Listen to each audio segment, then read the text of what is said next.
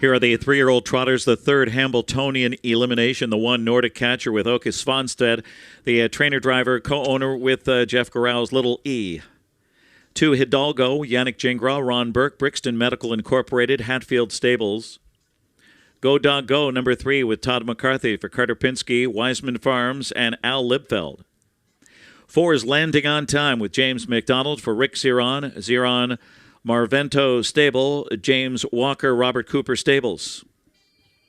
Go Ahead Make My Day, number 5 with Dave Miller for Blake McIntosh, Van Camp Trotting, Blake McIntosh, Mortgage Boys Stable, and Ozzie McKay. The Rogue Prince, number 6 with Tim Tetrick, Lucas Wallen trains for Wallen Racing Stable, Karen Walter Momert, Arden Homestead Stable, and Solfrid Ivan Muir. And the 7 is Maryland, Dexter Dunn driving for Marcus Melander, Courant and PCW Racing, Holly Lane Stud East, and S. Stewart R. Thorne Stable. Once again, the first 3 advance to the final of the Hambletonian, 4th place horse with the highest lifetime earnings from the 3 eliminations also advances to the final. Exacta trifecta. This starts the 50-cent late pick 4, $50,000 guarantee. 3 Go Dog Go, 4 to 5 here, moved up to number 2 in the Hambo top 10 last week. 3 for 3 this season. Outsprinted Maryland in a career best of 150-4 in the Dancer. Draws inside and seems like he's peaking perfectly. The 7 Maryland at 5 to 2. The Dan Patch Award winner and the Winter Book number 1, now rated number 3, has been a steady runner-up in 3 starts this season. Draws outside but poised for the rematch with Go Dog Go. And the 1 Nordic Catcher at 9 to 1. Nordic Catcher at Team Svanstedt Colt, who continues his positive trend. He proved he belonged in his last 2, and he figures to be forwardly placed again from the rail. 3-7-1 is the call here as we start the late pick 4.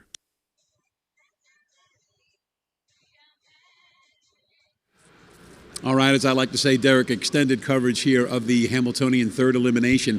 We're going to start with Go Dog Go right now, 4 to 5 on the board. When Go Dog Go and Maryland met in last, it was Maryland who went off at 9 to 10. Go Dog Go 6 to 5. Now it's Go Dog Go looking for a 4th consecutive win for Carter Pinsky as the betting favorite.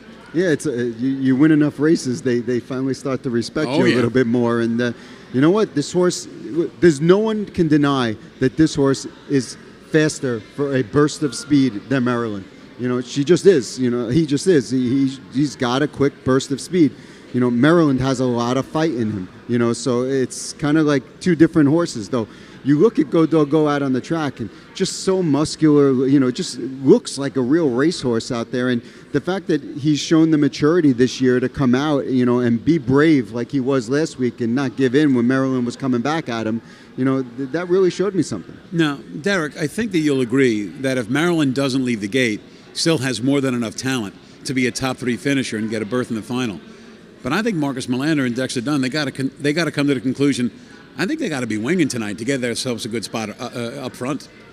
I would say 2 things. 1, I think there's almost no chance they're winging out of the gate.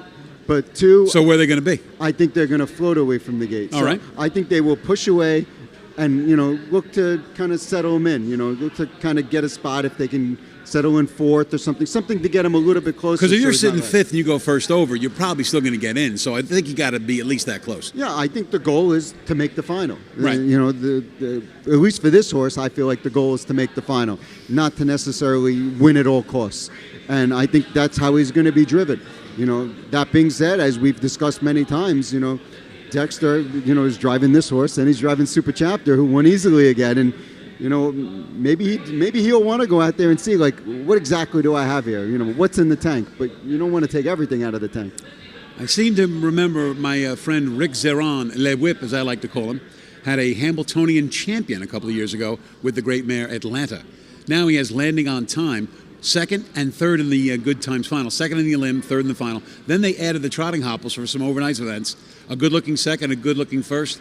Landing on Time comes into this race in good shape, according to you, because this horse is on your pick 4 ticket.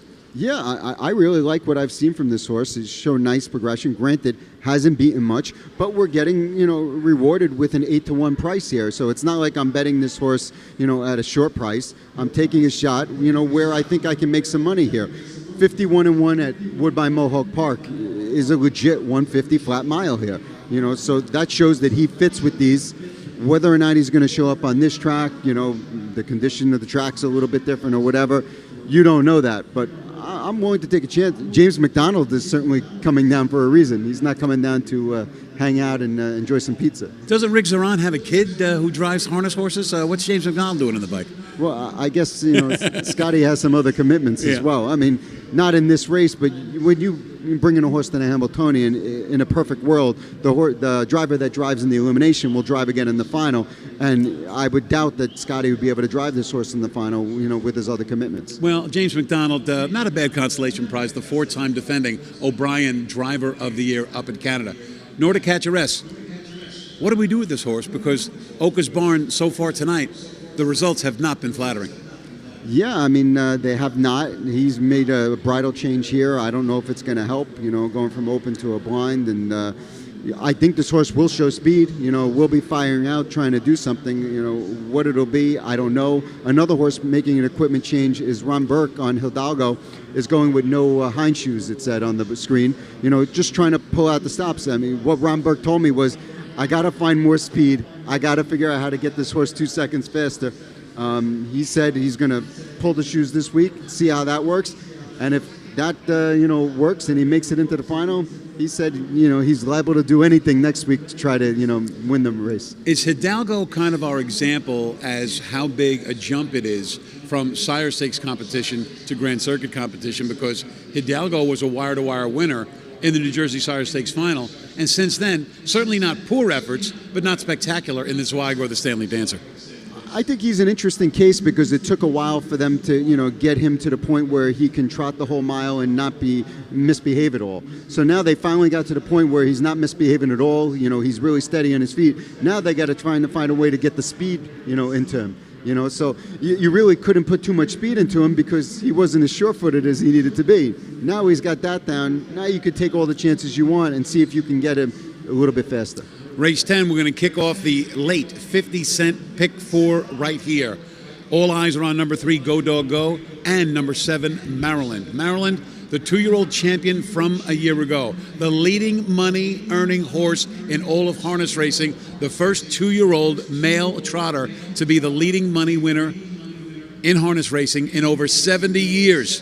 Can he get back into the win column tonight for trainer Marcus Melander and driver Dexter Dunn? He's up there at odds of 2-1. Go Dog Go, even money. And landing on time, third choice at 6-1. Derek Gibner likes his horse a little bit. Keep an eye on the 4 horse. And while we're at it, let's keep a listen. Here's Ken Warkenden with the call of the 10th race. Trotters at the gate. It's post time for race 10 for $83,550. Third elimination for the $1 million Hambletonian. A field of 7 lining up. Even money on 3. Go Dog Go. Looks to go 4 for 4 on the season. 9-5 now. 8-5 on the 7. Maryland, last year's champion 2-year-old. Looking for his first win this season. 7-1 on the 4. Landing on time. Race 10 starts the late pick 4. Here they come.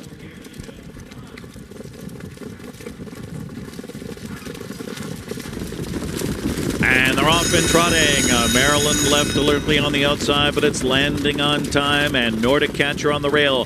Guns to the front. Nordic Catcher takes the lead. And going after him on the outside is Landing on Time with Hidalgo getting away third on the inside. Maryland is captain fourth, but advancing around Go Dog Go, sluggish early fifth. And then comes Go Ahead, Make My Day, and the Rogue Prince is the trailer.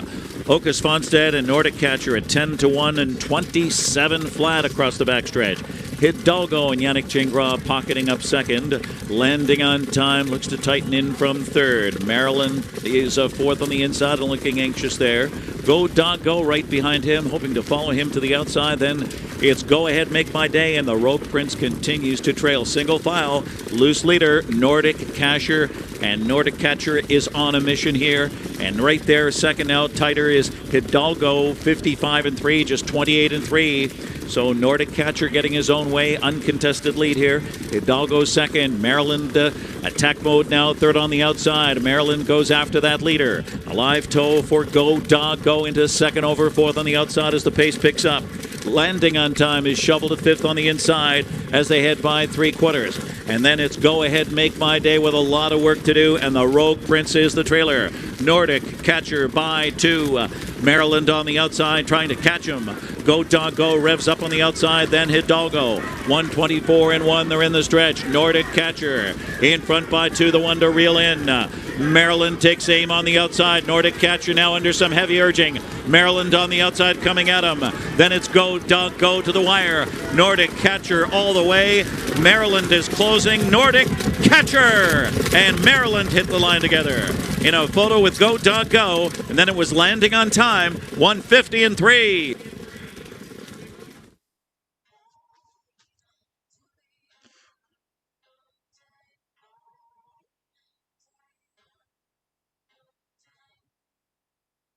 Big surprise here, as far as I'm concerned. Nordic Catcher from the rail cuts all the fractions. 124 and 1 3/4. 26 and 2 home was just enough to hold off Maryland.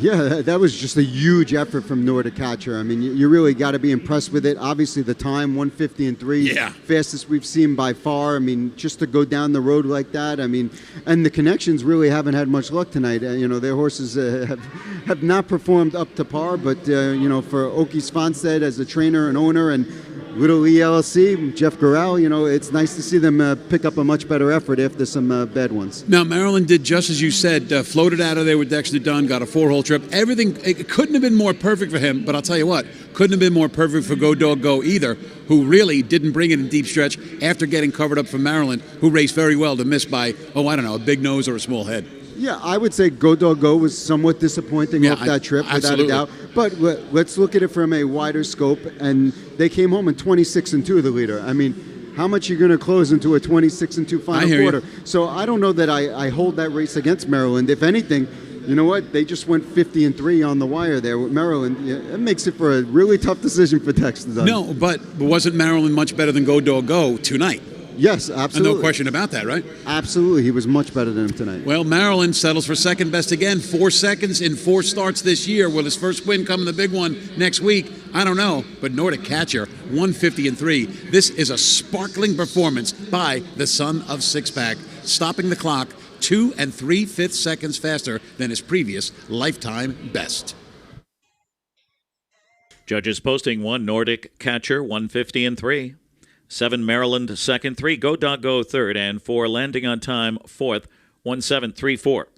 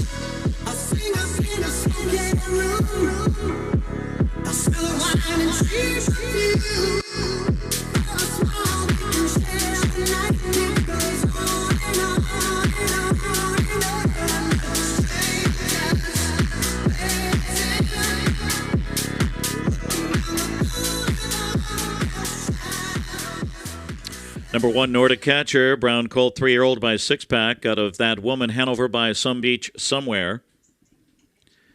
Bred by Nordic Horse Farm, Ob, Sweden, Joie de Vie Farm, New Jersey.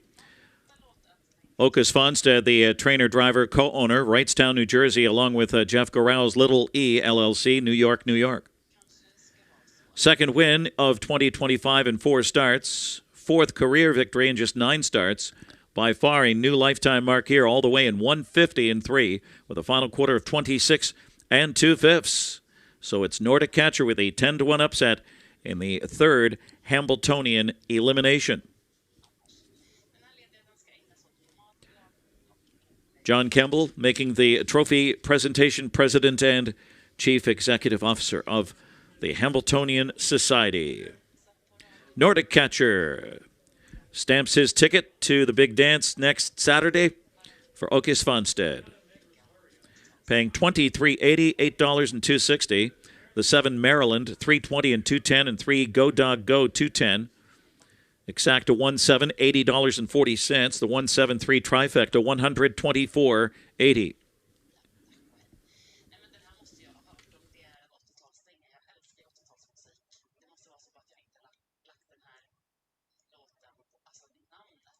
Post time is set for race 11 at 10:36. It's the third Hambletonian Oaks elimination with exacta, trifecta, superfecta, and pick 3.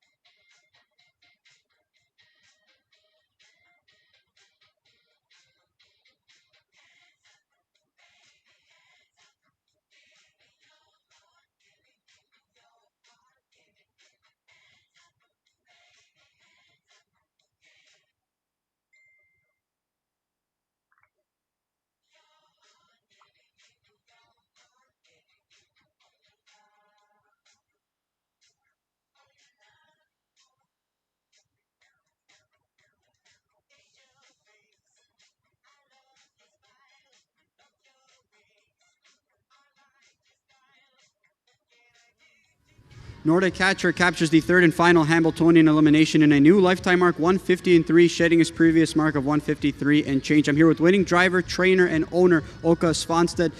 You made a bridle change here this evening, Åke, with this colt. How did you think that would differ, and why did you make that change with him tonight?